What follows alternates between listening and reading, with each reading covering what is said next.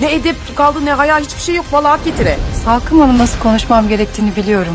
Ama tavsiyenizi istersen ben size sorarım. Kızılcık Şerbeti dizisinde Çimen ve Emir'in sürpriz evliliği diziye damga vuracak. Çimen Doğan'ın kaderini yaşayacak. Çimen ve Salkım Hanım arasında gerilim ve Kıvılcım Emir arasında da gerilim tırmanacak.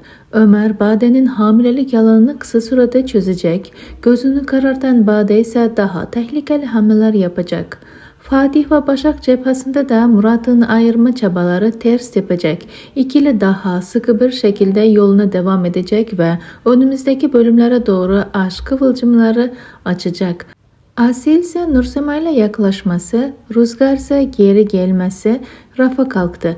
Asil Nursema üstünden babasının intikamını almak isteyecek. Peki arkadaşlar, sizler yeni bölümde neler düşünüyorsunuz? Düşüncelerinizi bizimle paylaşmayı ve kanalımıza abone olmayı, bildirimler tuşunu açmayı unutmayın.